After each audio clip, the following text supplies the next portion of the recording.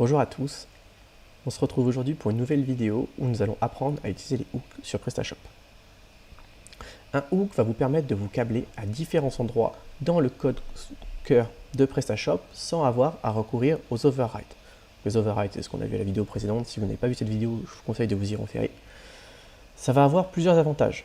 Et notamment, le plus important, c'est que lorsque vous allez modifier, lorsque vous allez ajouter du code sur un hook, ce code-là va s'appliquer à tous les endroits où est appelé ce hook. Je vais prendre un exemple simple. Vous voulez modifier la manière dont sont affichés les prix partout sur votre site. Vous n'allez pas aller sur tous vos templates et modifier tous vos templates. Vous allez tout simplement vous câbler sur le hook qui va modifier cette information prix pour que cette information soit affichée partout. Ça va vous faire d'un côté éviter de modifier toutes les pages et surtout éviter que vous en oubliez. Vous pouvez retrouver deux types de hook. Le premier qui est le type display qui va être simplement de l'affichage et le deuxième le type action où là ça va plus être de la logique, donc du fonctionnel.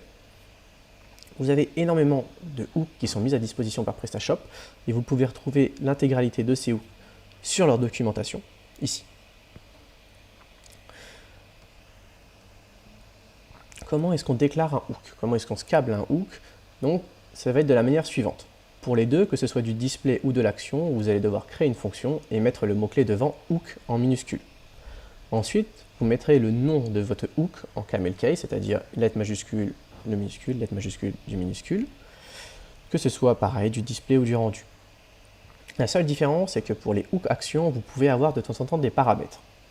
Pourquoi? Parce que contrairement au display où c'est simplement de l'affichage, sur un hook d'action, vous allez pouvoir ajouter de la logique. On va prendre un exemple, un hook d'action va être typique, un hook où un utilisateur va créer un nouveau compte et vous voulez lui envoyer un mail supplémentaire ou envoyer un mail à votre responsable.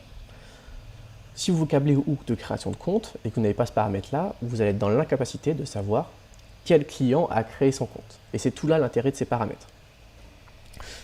Pour prendre l'exemple, donc on a le hook de création de compte utilisateur qui est ici. Et effectivement, en paramètre de ce hook-là, on nous envoie bien le customer objet qui est le nouvel utilisateur. Et dernièrement, pour que notre hook soit reconnu par PrestaShop, il faut que l'on enregistre le module, qu'on lui dise qu'on se câble effectivement sur ce hook-là. Si on met juste la fonction, il n'y aura pas de lien. Et ce register de hook doit être dans la fonction d'installation. Pour reprendre le module que l'on a utilisé auparavant, on a ajouté à ce module-là les deux hooks. Donc deux hooks, un display, un action. Un display d'action sur la fonction que l'on vient de voir, sur le hook, pardon, l'action Customer Account Out, qui va nous permettre en fait que lorsqu'un utilisateur s'enregistre, on va changer directement son nom de famille. Ça a peu d'intérêt, c'est vrai, c'est vraiment pour montrer la logique.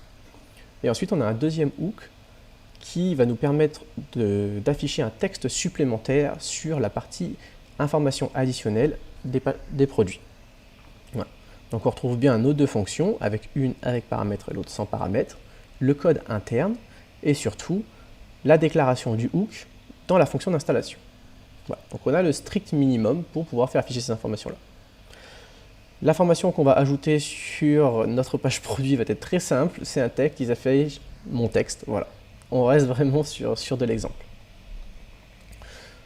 Donc la première chose qu'on va faire pour pouvoir prendre en compte nos hooks, on va directement réinitialiser notre module. Pourquoi cela? Parce qu'en réinitialisant notre module, on va activer à la fois la fonction d'installation, de désinstallation en premier, puis la fonction d'installation. Et comme notre fonction d'installation a changé et qu'elle enregistre nos hooks, on va directement avoir nos deux hooks. Pour pouvoir vérifier que nos hooks sont bien actifs, on va se rendre sur la page position qui se trouve dans Apparence, ici. Elle permet, donc je vais l'actualiser, on va donc pouvoir, sur cette page, retrouver nos deux hooks qui sont liés à notre module, que l'on va rechercher ici, module, et retrouver dans un premier temps le hook de display, ici, et ensuite le hook d'action, ici. Alors, il faut savoir que si vous sélectionnez cette case-là, vous allez faire afficher aussi les hooks actions, et si vous ne les affichez pas, vous allez seulement avoir les informations de display. Donc on retrouve bien notre module qui est câblé à différents endroits dans le site, à la création du compte et à l'affichage d'informations supplémentaires. Donc ce qu'on va faire, c'est qu'on va aller sur notre boutique et on va sélectionner un des produits pour vérifier que l'on a bien une information supplémentaire. On voit bien ici que, effectivement, mon texte a été ajouté. Ça veut dire que, avec notre module, sans modifier le code du thème, on a été capable de rajouter des informations sur notre site PrestaShop. Et enfin, le deuxième cas test, ça va être de créer un nouveau compte et d'être sûr que le nom de famille est bien mauvais.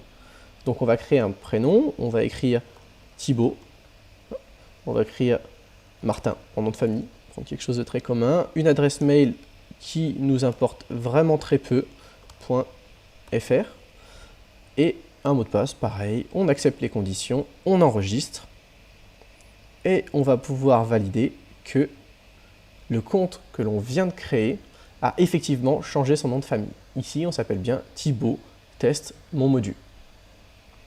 Si je retourne dans mes informations, j'ai bien mon mot de passe qui a changé, ici. Et c'est tout l'intérêt. C'est-à-dire qu'on a réussi à se câbler très rapidement sur le code de PrestaShop et sans faire d'override et simplement en connaissant la liste des hooks, on a pu être capable de modifier le fonctionnement de PrestaShop. Donc ce que je vous conseille, c'est de vous référer à la liste intégrale des hooks. Cette liste est mise à jour par PrestaShop au fur et à mesure des versions. Elle est vraiment bien documentée, elle vous permet de savoir ce que fait chacun des hooks et les paramètres qu'ils prennent en place. Chaque hook est défini de la manière suivante, donc vous avez du coup action ou display devant et ensuite le contenu de ce qui va être appelé ou modifié, donc dans notre cas Customer Account Add, donc à la création de compte, vous pouvez avoir aussi des mises à jour, etc. C'est vraiment bien expliqué. Je vous conseille de continuer là-dessus, tout simplement parce que PrestaShop pousse les développeurs de plus en plus à utiliser les hooks et à arrêter les overrides pour éviter les problèmes qu'on a pu voir avant lorsque plusieurs modules modifient les mêmes fonctions. Donc voilà. Si cette vidéo vous a plu, je vous conseille de vous abonner. Et si vous voulez en savoir plus sur PrestaShop, n'hésitez pas à me contacter directement sur mon LinkedIn, à Pierre Belin. À très bientôt.